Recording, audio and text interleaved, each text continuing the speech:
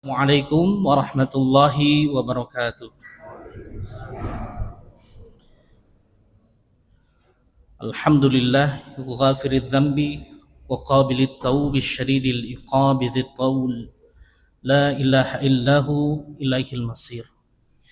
Asyhadu an la ilaha illallah wahdahu la syarikalah wa asyhadu anna Muhammadan abduhu wa rasuluhu la nabiyya wa la rasula ba'dah.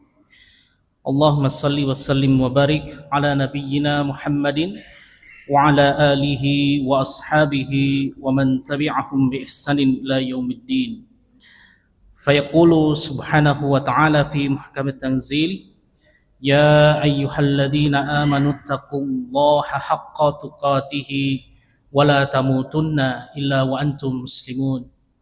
يا أيها الناس اتقوا ربكم الذي خلقكم من نفس واحدة وخلق منها زوجها وبث منهما رجالا كثيرا ونساء واتقوا الله الذي تساءلون به والأرحام إن الله كان عليكم رقيبا يا أيها الذين آمنوا اتقوا الله وقولوا قولا سديدا يصلح لكم أعمالكم ويغفر لكم ذنوبكم ومن يطع الله ورسوله فقد فاز فوزا عظيما. أما بعد فإن أصدق الحديث كتاب الله وخير الهدي هدي محمد صلى الله عليه وسلم وشر الأمور محدثاتها وكل محدثة بدعة وكل بدعة ضلالة وكل ضلالة في النار. Masyarul muslimin, Bapak Ibu para jamaah Masjid Al-Ihsan rahimani wa rahimakumullah, kita bersyukur tentunya kepada Allah Subhanahu wa taala. Di kesempatan yang baik ini kita masih dimampukan untuk terus senantiasa melakukan amal kebaikan yang semoga yang kita upayakan ini menjadi pemberat timbangan amal kebaikan kita di yaumil akhir kelak. Para jamaah, mungkin ada guru kita yang berhalangan hadir. Apabila beliau diuji sakit, maka semoga Allah Subhanahu wa taala segera menyembuhkan beliau, dan apabila beliau ada uzur syar'i karena urusan-urusan tertentu, maka kita berdoa semoga Allah Subhanahu wa taala memberikan kemudahan, kelancaran dalam setiap urusan muamalahnya. Amanah yang disampaikan baru tadi malam para jemaah. Jadi kita akan coba mengangkat satu tema yang semoga dalam kesempatan kali ini kita bisa menuntaskan tema ini, yaitu 5 nasihat kebaikan. Karena sesungguhnya nasihat itu yang terbaik adalah nasihat yang berasal dari agama ini. Ya, tentunya nasihat yang atau perintah-perintah, larangan yang berasal dari kalamullah, yang berasal dari Al-Quran, kemudian yang berasal dari As-Sunnah, hadis Nabi Sallallahu Alaihi Wasallam, kemudian athar para sahabat, kemudian nasihat-nasihat dari para ulama yang patut kita petik. Dalam kaitannya di tema ini, kita coba mengangkat satu tema 5 kebaikan menurut Al-Imam Asy-Syafi'i rahimahullah ta'ala. Ada 5 nasihat emas dari beliau. Yang pertama adalah ghina nafs. Kemudian yang kedua adalah kaful adza. Yang ketiga adalah kasbul halal. Yang keempat adalah at-taqwa. Dan yang terakhir, yang kelima, nasihat beliau adalah fiqh billah.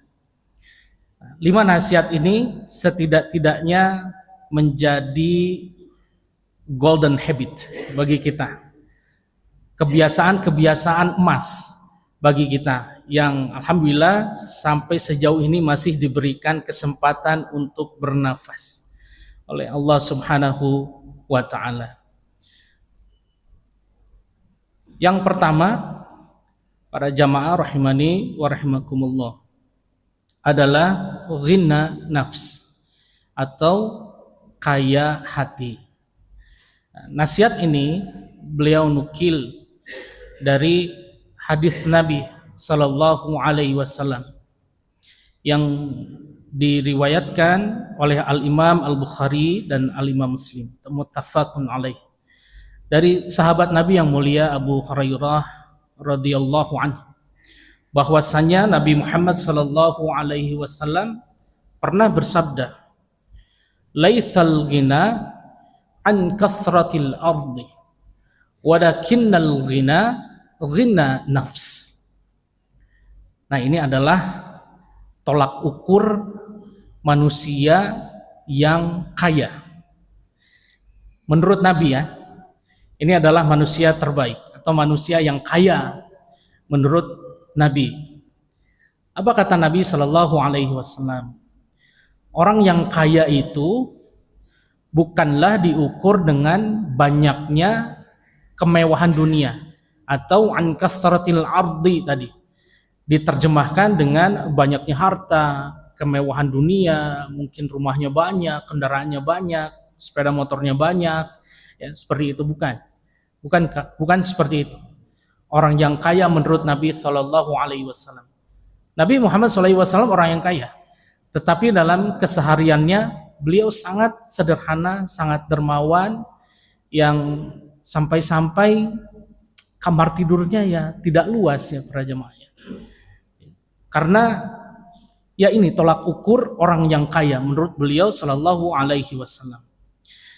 Namun menurut beliau Shallallahu Alaihi Wasallam bahwa yang namanya ghina, al-ghina atau orang yang kaya adalah ghina nafs, hati pada orang tersebut yang selalu senantiasa merasa cukup. Nah, ini adalah orang yang kaya. Selalu dipenuhi dengan rasa syukur kepada Allah Subhanahu wa ta'ala.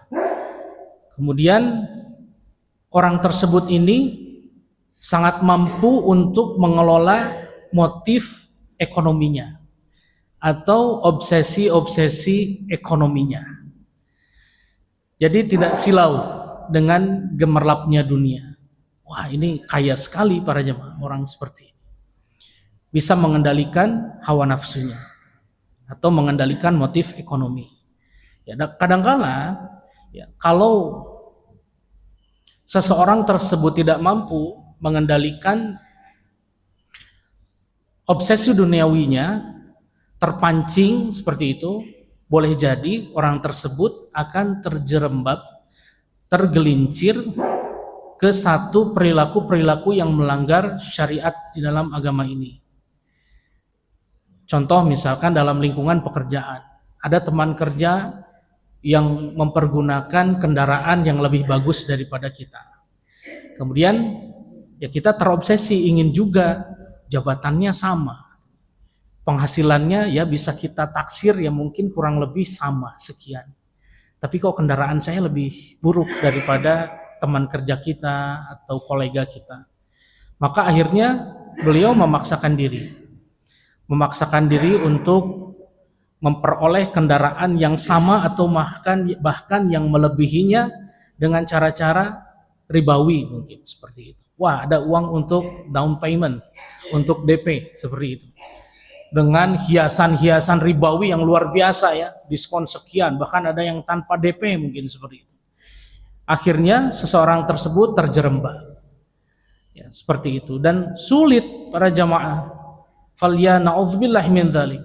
Ketika dia mungkin berakad ribawi kendaraan taruhlah 3 tahun, 5 tahun, pada saat dia sedang berperang dengan Allah dan Rasulnya, dia diwafatkan oleh Allah Subhanahu wa ta'ala.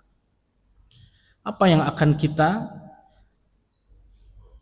pertanggungjawabkan ketika kita menghadap Allah Subhanahu wa ta'ala sementara kita wafat dalam keadaan sedang membawa riba? Maka dari ini yang harus menjadi pegangan kita. Jadi al-ghina an-nafs, hati yang selalu merasa cukup, salah satu parameternya adalah itu. Orang ini betul-betul qanaah, pandai bersyukur kepada Allah Subhanahu wa ta'ala, tidak mudah untuk tergoda dengan gemerlapnya dunia ini. Kemudian Kita lanjutkan di hadis yang berikutnya, yaitu diriwayatkan oleh Al-Imam Ibnu Hibban. Beberapa ulama, salah satunya As-Syaikh Su'aib Al-Arnaud, bahwa menyebutkan hadis ini adalah sahih sesuai syaratnya dari Al-Imam Muslim rahimahullah ta'ala. Dari riwayat Ibnu Hibban, Nabi Shallallahu Alaihi Wasallam memberi nasihat berharga kepada sahabat Abu Dzar. Abu Dzar radhiyallahu anhu berkata, qala li Rasulullah sallallahu alaihi wasallam, ya Abu Dzar, ya Abu Dzar, atara kathratil mal wal ghina? Qultu na'am. Qala wa tara qillatul mal wal faqr? Qultu na'am ya Rasulullah. Qal innamal ghina ghina al qalb wal faqr qalb. Rasulullah sallallahu alaihi wasallam pernah berkata kepadaku, kata Abu Dzar radhiyallahu anhu, apakah engkau memandang bahwa banyaknya harta itulah yang disebut ghani atau ghina atau kaya? Betul, jawab Abu Dzar. Kemudian beliau sallallahu alaihi wasallam bertanya lagi para jemaah, apakah engkau memandang bahwa sedikitnya harta itu berarti fakir? Betul, kata Abu Dzar. Beliau menjawab dengan jawaban yang serupa. Lantas beliau sallallahu alaihi wasallam pun bersabda, sesungguhnya yang namanya ghina adalah kaya hati. Hati yang selalu senantiasa merasa cukup. Sedangkan yang disebut dengan fakir adalah fakirnya hati ini orang yang termiskin di dunia para jemaah. Walaupun mungkin secara zahirnya rumahnya banyak, mobilnya banyak, bagus-bagus, nah kemudian hatinya tidak selalu merasa puas. Ya, seperti itu. Ini musibah para jemaah. Dia sudah memiliki tempat tinggal yang bagus, kendaraannya bagus, tapi terus merasa kurang terus. Sudah punya 4 rumah, ingin 5, ingin 6, ingin 7, ingin 8, terus ingin ditambah. Jadi ini musibah. Allah yang menghujamkan perasaan demikian kepada beliau. Salah satunya adalah karena beliau tersebut atau seseorang tersebut ini tidak pandai bersyukur kepada Allah Subhanahu wa ta'ala.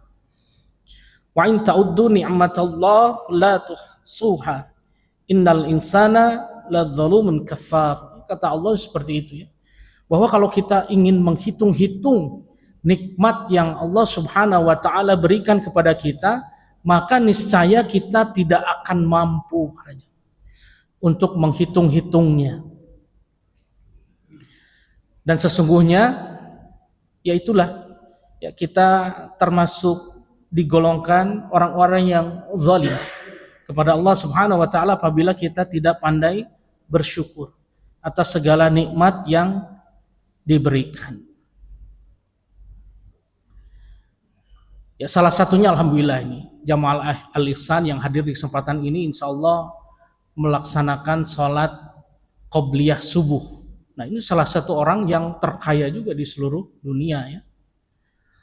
Raka'atal fajri khairan minad dunya wa ma fiha. 2 rakaat sebelum sholat subuh atau qobliyah subuh lebih baik daripada dunia dan seisinya.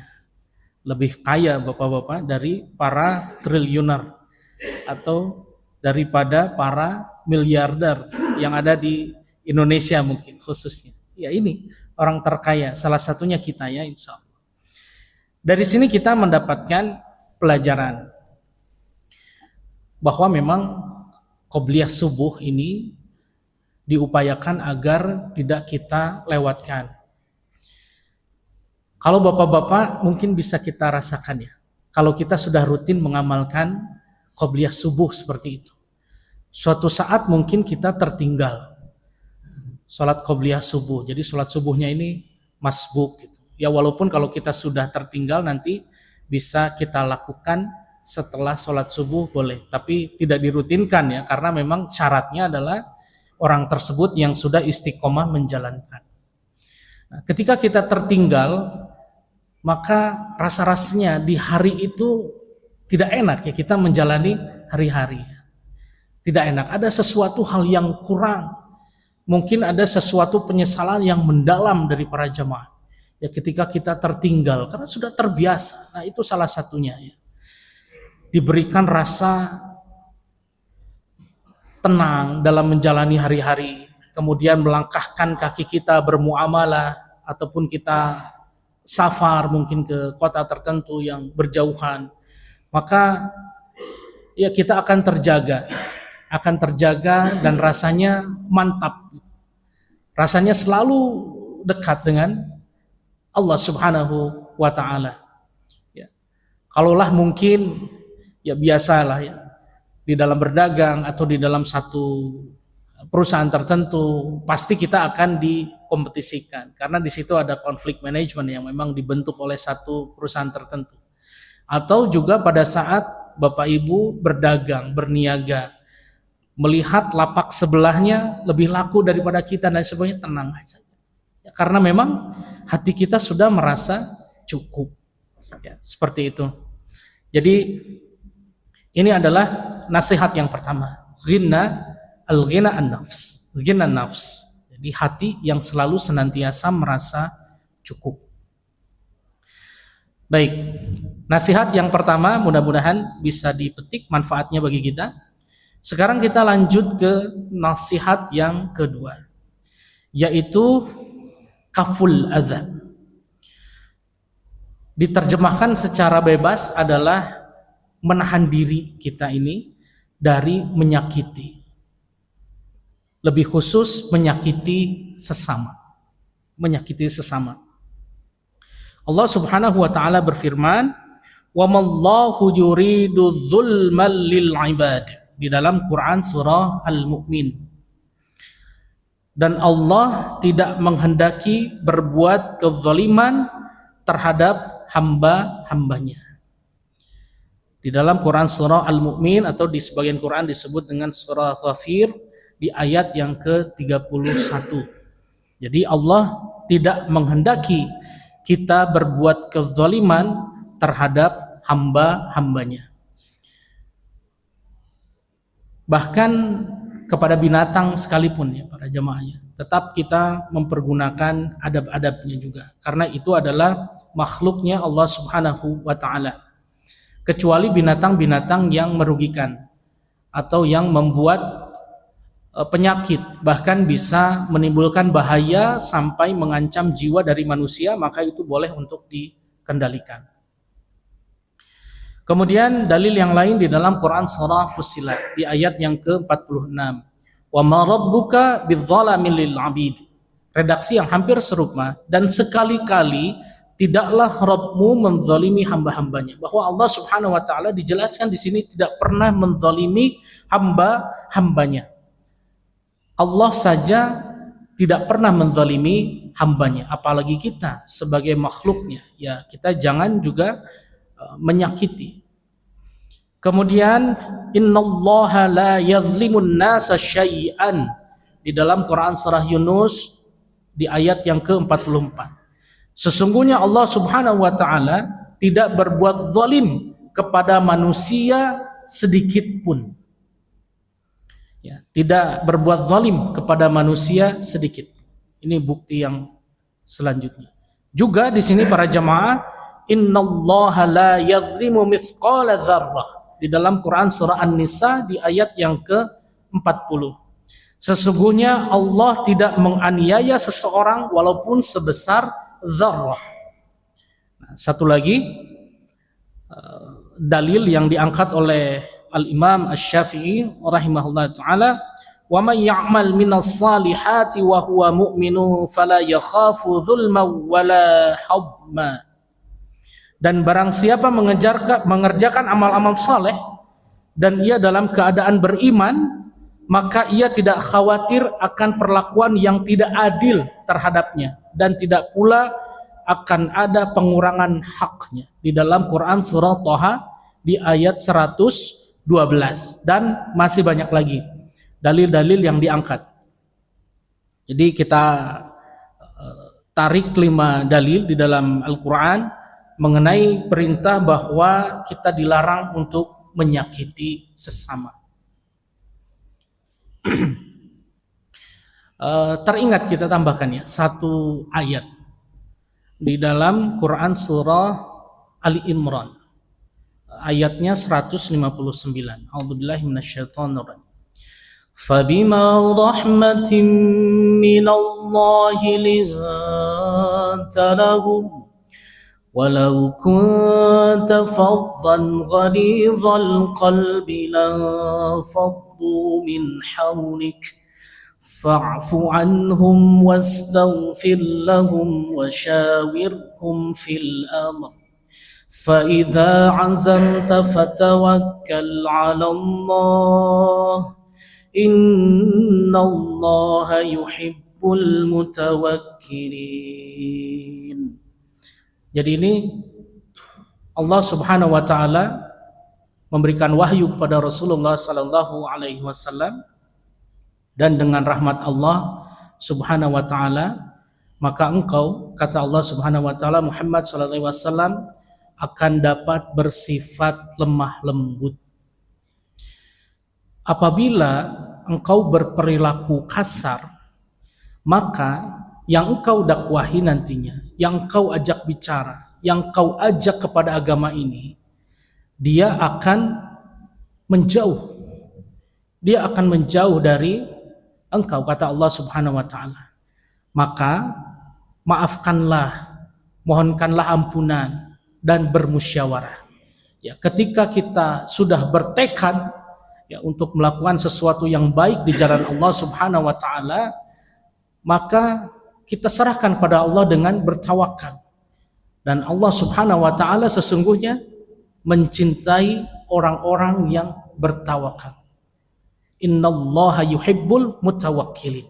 Sesungguhnya Allah Subhanahu wa taala mencintai orang-orang yang bertawakal. Jadi ini salah satu perintah dari Allah Subhanahu wa taala kepada Rasulullah sallallahu alaihi wasallam untuk bersikap lemah lembut, tidak berlaku kasar. Karena jikalau Rasulullah sallallahu alaihi wasallam berlaku kasar, maka sulitnya agama Islam ini untuk diterima. Maka dari itu, karena Masya Allah keimanan, ketakwaan beliau sangat sempurna, maka walaupun dilempari kotoran pada saat sujud, beliau diinjak pundaknya ini seperti ini para jamaah, dihina dengan kata-kata pendusta, kemudian orang yang gila dan lain sebagainya kepada beliau sallallahu alaihi wasallam, maka beliau tetap bersabar, terus menjalankan perintah Allah Subhanahu wa taala untuk mendakwahkan agama Islam yang mulia ini. Maka dari itu alhamdulillah ya, dengan salah satu sikap lemah lembutnya beliau, agama Islam yang mulia ini hadir di qalbu kita pada kesempatan kali ini. Ini atas salah satunya atas sikap lemah lembutnya dari Rasulullah sallallahu alaihi wasallam. Ini yang luar biasa. Maka dari itu, ini tambahan ya, tidak ada di dalam dalil yang dinukil oleh Al-Imam Asy-Syafi'i. Jadi kita ambil dari Quran surah Ali Imran di ayat yang ke-159. Jadi begitu. Sikap lemah lembut akan jauh lebih baik dibandingkan dengan sifat yang kasar, kata Allah Subhanahu wa taala. Kemudian selesai di nasihat yang kedua ya, tentang kaful adza. Kaful adza atau dilarang atau kita berupaya sekuat tenaga untuk tidak menyakiti sesama. Nasihat yang ketiga adalah kasbul halal, terutama bagi para bapak-bapak, para ikhwan, rahimani wa rahimakumullah, kita yang diwajibkan untuk mencari nafkah bagi keluarga kita diupayakan atau harus hanya mengupayakan rezeki yang halal ketika kita bawa ke rumah kita untuk dinafkahkan kepada istri dan anak-anak kita. Jadi sudah tidak bisa ditawar-tawar lagi. Jadi harus betul-betul kita periksa apakah ini bisa untuk kita bawa ke dalam pagar rumah kita, ke dalam pintu rumah kita. Kalau tidak, jangan kita bawa para jamaah. Itu akan mengalir nantinya makanan yang kita berikan ke istri dan anak-anak kita di dalam darahnya yang menjadi tanggung jawab kita. Jadi kita harus betul-betul periksa rezeki yang kita bawa ke rumah adalah rezeki yang halal. Ada beberapa dalil yang dinukil oleh Al-Imam Asy-Syafi'i. Yang pertama adalah di dalam Quran surah Al-Mu'minun di ayat yang ke-51. Ya ayyuhar rusulu qulu minat thayyibati wa'malu salihan inni bima ta'maluna alim. Kata Allah Subhanahu wa taala, wahai para rasul, makanlah dari makanan yang baik-baik dan kerjakanlah kebaikan atau kebajikan. Sungguh inna bima ta'maluna alim, sungguh aku atau Allah Maha mengetahui apa yang kamu kerjakan. Kemudian di dalam Quran surah Al-Baqarah di ayat ke-172. Ya ayyuhalladzina amanu kulu min thayyibati ma razaqnakum washkuru lillahi in kuntum iyyahu ta'budun. Wahai orang-orang yang beriman, makanlah dari rezeki yang baik yang kami berikan kepada kamu dan bersyukurlah kepada Allah Subhanahu wa taala jika kamu hanya menyembah kepada Allah Subhanahu wa taala. Satu lagi di dalam Quran surah At-Taubah. Wa qul i'malu fasayarallahu 'amalakum wa rasuluhu wal mu'minun wasaturadduna ila 'alimil ghaibi wasyahadah fayunabbi'ukum bima kuntum ta'malun. Kata Allah, dan katakanlah, bekerjalah kamu, maka Allah akan melihat pekerjaan. Begitu juga Rasulnya dan orang-orang mukmin, dan kamu akan dikembalikan kepada Allah Subhanahu wa taala yang mengetahui yang gaib dan yang nyata. Lalu diberitakannya kepada kamu apa yang telah kamu kerjakan. Jadi di sini sudah jelas para jamaah, para rasul saja, manusia yang mulia di hadapan Allah Subhanahu wa taala diperintahkan hanya untuk memakan dan minum yang baik-baik saja dan mengerjakan kebaikan. Dan Allah Maha mengetahui apa yang kita kerjakan. Juga di sini diperintahkan untuk kita makan dari rezeki yang baik di dalam Quran surah Al-Baqarah redaksinya. Dan kita diperintahkan juga untuk bersyukur. Jadi ada koneksi dari yang ketiga ini kepada yang al-ghina an-nafs tadi. Hati yang selalu senantiasa merasa cukup. Jadi di sini kita harus pandai bersyukur kepada Allah Subhanahu wa taala atas rezeki yang diberikan kepada kita. Kemudian di sini juga di dalam Quran surah At-Taubah di ayat 105 kita diperintahkan untuk bekerja para jemaah. Diperintahkan untuk bekerja dan tidak boleh malas. Bekerja, keluar. Fa idza qudiyatis salatu fantashiru fil ardi wabtaghu min fadlillahi katsiran la'allakum tuflihun. Ini salah satu rumusnya. Kita bekerja. Sebelum kita bekerja, perbaiki salat kita dulu. Fa idza qudiyatis salah, kemudian fantashiru fil ard, kita bertebaran di muka bumi. Ya, kemudian ya bekerja, ya, mencari nafkah. Wabtaghu min fadlillah, carilah karunia Allah Subhanahu wa taala, cari wabtaghu min fadlillah sampai ketemu, insyaallah dapat. Kita tinggal menyempurnakan ikhtiar kita. Mungkin dalam muamalah kita ada ilmunya, ya kita kuasai ilmu tersebut. Ya, ilmu-ilmu mungkin ilmu marketing di bagian marketer atau sales, juga mungkin di bagian operation, mungkin di perusahaan tertentu di situ ya pelajari ilmu itu. Kemudian mungkin ada sebagian di antara kita yang ahli di dalam K3 ya, atau health, safety and the environment, ya dikuasai ilmunya, kemudian bertebaran di muka bumi, diamalkan ilmu yang bermanfaat tersebut. Nah kemudian carilah sampai dapat. Jangan lupa, wabtagu min fadlillahi katsiran la'allakum dzikru katsir. Jadi kita berzikir sebanyak-banyaknya kepada Allah Subhanahu wa taala pada saat kita sedang bermuamalah. Tetap kita ingat kepada Allah Subhanahu wa taala, dan semoga kita digolongkan orang-orang yang beruntung.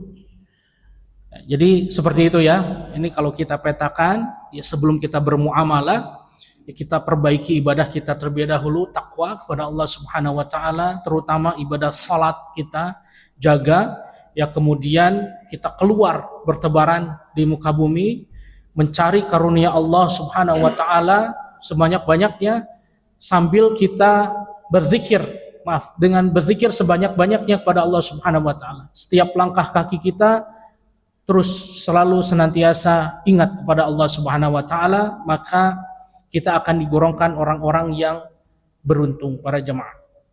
Kira-kira demikian di nasihat yang ketiga, yaitu tentang kasbul halal. Nasihat yang keempat, tidak ada lain dan tidak ada bukan, nasihat yang keempat adalah at-taqwa. Berarti kita diperintahkan untuk bertakwa kepada Allah Subhanahu wa taala dengan sebenar-benarnya takwa.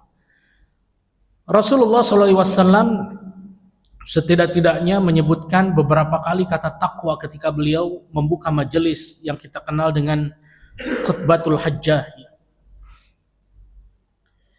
Kita diminta bertakwa, diperintahkan bertakwa kepada Allah Subhanahu wa taala dengan sebenar-benarnya takwa.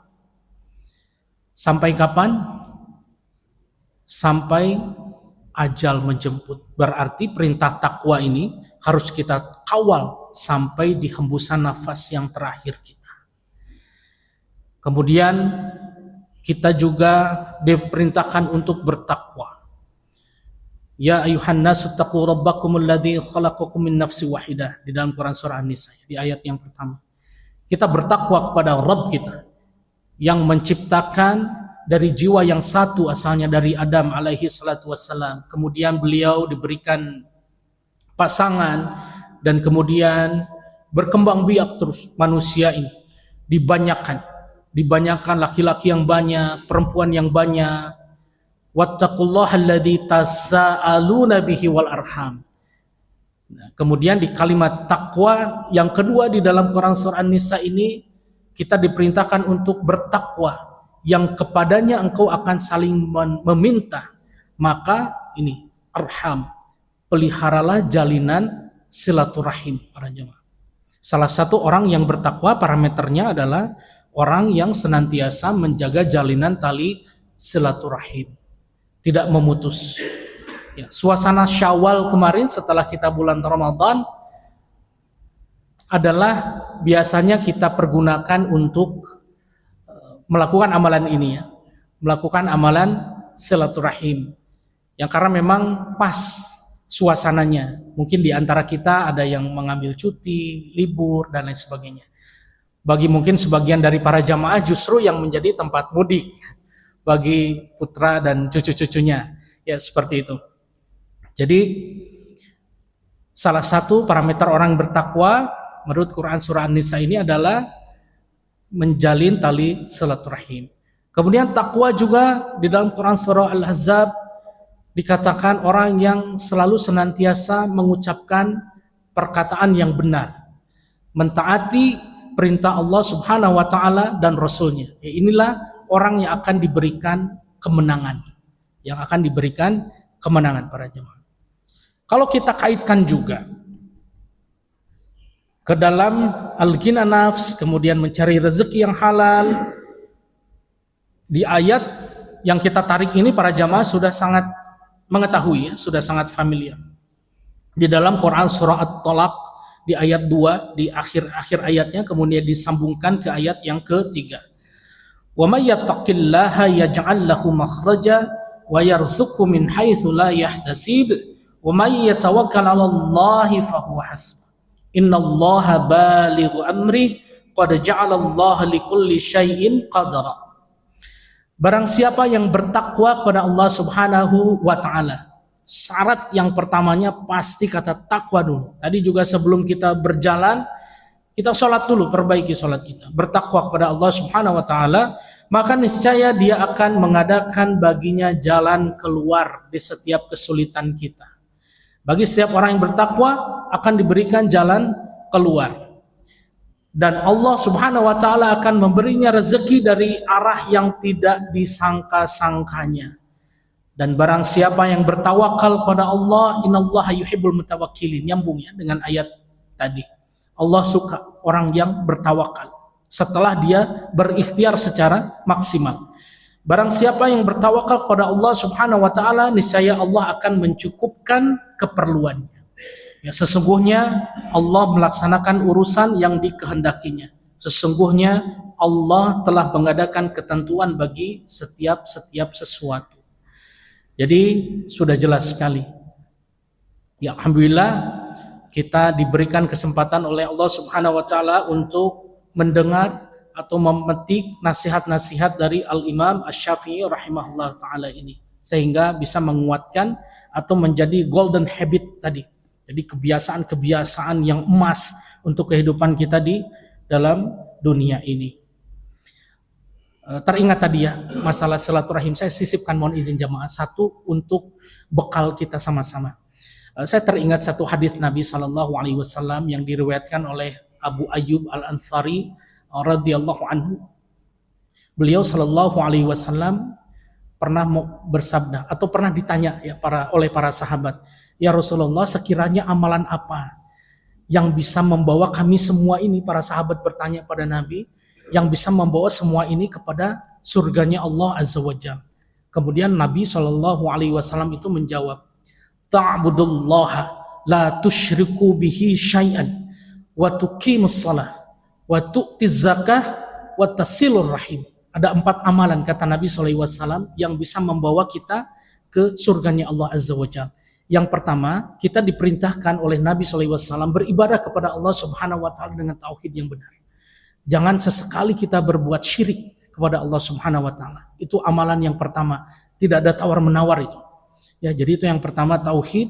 Yang kedua, laksanakan sholat kata Nabi SAW. Sholat, terutama kita yang ikhwan, kita laksanakan di masjid. Kemudian kita tunaikan zakat, jangan kita lalai. Ya, kemudian yang keempat, watasilur rahim. Kita diperintahkan oleh Nabi SAW untuk menjaga jalinan tali silaturahim. Mungkin yang 3 ini kita bisa lakukannya. Kadang-kala yang keempat ini selalu ada pertikaian-pertikaian mungkin dengan saudara kita dan lain sebagainya. Maka kita harus berupaya untuk menjaganya, menjaga tali silaturahim ini. Kita memperbaiki tali silaturahim supaya langkah kita menuju ke surganya Allah Azza wa Jalla dipermudah. Baik. Yang kelima atau yang terakhir kita bahas adalah thiqah billah, percaya sepenuhnya kepada Allah Subhanahu wa taala. Kita tarik satu dalil dari Quran surah Ali Imran di ayat yang ke-109. Walillahi ma fis samawati wa ma fil ard wa ilallahi turja'ul umur. Milik Allah lah yang ada di langit dan apa yang ada di bumi, dan hanya kepada Allah Subhanahu wa taala segala urusan dikembalikan. Jadi percaya saja kepada Allah Subhanahu wa taala setelah kita berupaya maksimal dan kita serahkan urusan itu, bertawakal kepada Allah Subhanahu wa taala. Kemudian Al-Imam Asy-Syafi'i menukil di dalam Quran surah Az-Zumar di ayat yang ke-67. Wa ma qadarullah haqqa qadrihi wal ardu jami'an qabdatuhu yaumal qiyamah was samawati matwiyatun biyaminih subhanahu wa ta'ala amma yusyrikun. Maka tidak mengagungkan Allah subhanahu, mereka tidak mengagungkan Allah subhanahu wa ta'ala sebagaimana mestinya, padahal bumi seluruhnya ada dalam genggamannya pada hari kiamat dan langit digulung dengan tangan kanannya. Maha suci Allah dan maha tinggi Allah dari apa yang mereka persekutukan. Nah, ini tidak boleh ya, menyekutukan Allah subhanahu wa ta'ala. Tadi nasihat Nabi yang pertama, ta'budullaha la tusyriku bihi syai'an. Jadi ini nasihat yang kelima beserta dua dalil dari Al-Quran yang diambil oleh Al-Imam Asy-Syafi'i rahimahullahu ta'ala. Masih ada waktu? Selesai ya? Ya? Masih panjang ternyata. 9 menit lagi. Baik. Para jamaah rahimani wa rahimakumullah, mungkin kita masih belum bisa move on mungkin ya dari bulan Ramadan yang lalu.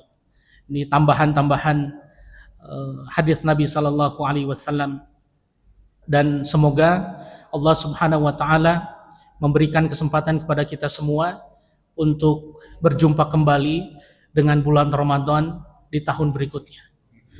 Dan kita para jamaah saat ini sedang berada di dalam bulan haram.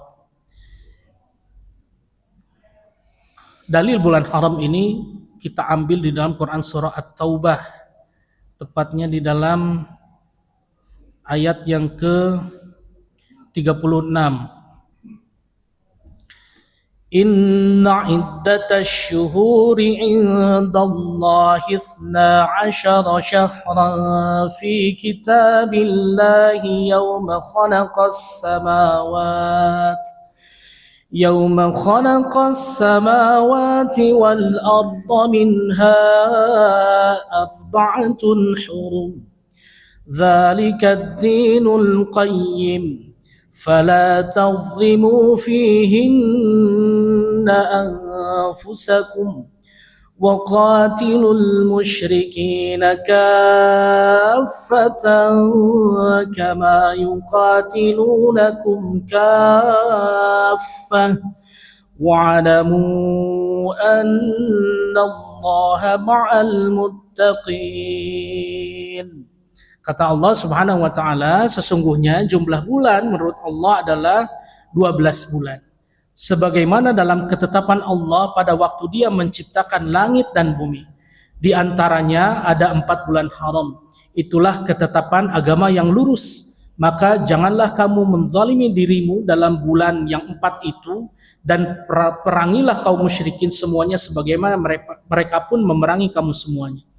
Dan ketahuilah bahwa Allah Subhanahu wa taala beserta orang-orang yang takwa. Dijelaskan lebih lanjut oleh Rasul sallallahu alaihi wasallam bahwa dalam 1 tahun ini ada 12 bulan. Dan 4 diantaranya ada bulan haram. 3 bulan diantaranya berturut-turut dan salah satunya terpisah. Yang 3 bulan berturut-turut kita sedang berada di dalam bulan Dzulqa'dah. Kemudian bulan depan kita akan menghadapi bulan Dzulhijjah. Bulannya selanjutnya lagi ada bulan Muharram. Ya, kemudian nanti terpisah, kemudian ada bulan haram yang satunya lagi adalah bulan Rajab. Maka dari itu, ini adalah salah satu bentuk nasihat agar kita bersemangat untuk senantiasa melakukan amal kebaikan secara optimal di bulan-bulan haram ini, dan juga menahan diri dari perilaku-perilaku yang tidak bermanfaat untuk negeri akhirat. Para jamaah rahimani wa rahimakumullah. Dan semoga kita dikuatkan ya, terutama di bulan depan juga ada bulan yang agung ya, bulannya orang-orang yang sedang berhaji, bulan Dzulhijjah. Apabila ada para jamaah yang akan menunaikan ibadah haji, semoga diberikan ibadah haji yang mabrur. Bagi yang belum, kita berdoa para jamaah semoga Allah Subhanahu wa taala memudahkan perjalanannya. Apabila belum ada kesempatan untuk berhaji, maka kita bisa isi dengan amalan umrah insyaallah. Semoga itu bisa menjadi pengundang atau memudahkan Allah Subhanahu wa taala memanggil kita untuk melaksanakan ibadah haji. Jikalau kita masih belum diberikan kesempatan, maka kita optimalkan untuk kita berkurban, menyisihkan sebagian rezeki kita, fasalli li rabbika wanhar, ya, kita salat dan kita diperintahkan juga untuk berkurban dan juga melakukan amalan-amalan sunnah yang bermanfaat untuk negeri akhirat kelak di bulan haram ini. Kemudian para jamaah, di bulan Ramadan yang lalu ada 2 amalan khusus yang semoga kita berdoa juga ini bisa menjadi syafaat untuk kita. Ya. Berbicara masalah syafaat berarti ada 3 pihak. Yang pertama adalah orang atau amal ibadah kita yang memohonkan syafaat untuk orang lain, ya, semoga untuk kita, ya. Kepada siapa? Kepada Allah Subhanahu wa taala. Dan man dzalladzi yashfa'u indahu illa biizni, bahwa syafaat ini harus dengan seizin Allah Subhanahu wa taala, diberikan kepada yang dimintakan syafaat. Jadi ada 3 pihak yang berkaitan di situ, ya. Semoga kita mendapatkan syafaat yang terkhususkan mungkin kita lakukan di bulan Ramadan, yaitu adalah syafaat yang berasal dari amal ibadah puasa dan dari Al-Quran. Kata Nabi SAW, diriwayatkan oleh sahabat Abdullah bin Umar radhiyallahu anhuma, as-siyamu wal Qur'anu yashfa'ani lil abdi yaumal qiyamah. Yaqulu as-siyam ay rabbi mana'tuhu at-ta'am wasyahawati bin nahar fasyafi'ni fi.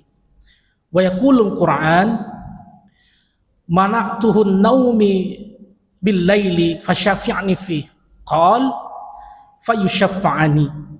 Jadi kata Nabi SAW bahwa puasa dan Al-Quran ini akan memberikan syafaat bagi pengamalnya di yaumil qiyamah.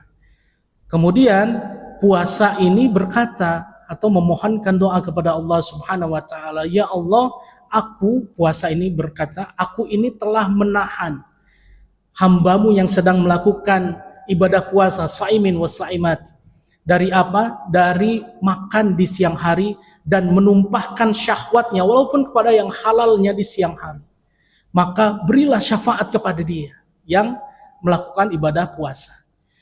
Kemudian Al-Quran juga berkata kepada Allah Subhanahu wa taala, ya Allah, aku telah menahan dia dari tidurnya di malam hari, dari nyenyak tidurnya di malam hari, yang mungkin dia melakukan ibadah qiyamul Ramadan atau membaca Al-Quran. Ya, Masya Allah, para jamaah ihsan setelah sholat sunnah tarawih dan witir langsung mengadakan tadarus, ya, di sini. Maka semoga para jamaah itu menjadi syafaat bagi para jamaah sekalian, ya, yang dilakukan. Kemudian Al-Quran ini, ya Allah, maka berilah syafaat untuk dia. Qal, berkata Nabi SAW, beliau melegitimasi ini, bahwa keduanya diizinkan untuk memberikan syafaat kelak di yaumil akhir. Amalan apa itu? Amalan puasa dan amalan kita berinteraksi membaca Al-Quran Karim. Kiranya demikian para jemaah, kita sudah mungkin puasa sunnah. Pak, insya Allah, ya, insya Allah, insya Allah. Jadi di situ dijelaskan yang terutama puasa wajib, ya, yang terutama puasa wajib. Maka ini juga bisa kita lakukan terutama di bulan haram, ya. Di bulan haram ini mari kita perbanyak puasa sunnah dan juga interaksi dengan Al-Quranul Karim. Kiranya demikian para jamaah, semoga bermanfaat khususnya untuk kami pribadi yang menyampaikan. Mohon maaf jika ada kesalahan. Wallahu a'lam bishawab. Wassallallahu ala nabiyyina wa ala alihi washabihi wasallam. Wa akhiru da'wana alhamdulillahi rabbil alamin. Subhanakallahumma wa bihamdika asyhadu an la ilaha illa anta astaghfiruka wa atubu ilaik. Assalamualaikum warahmatullahi wabarakatuh.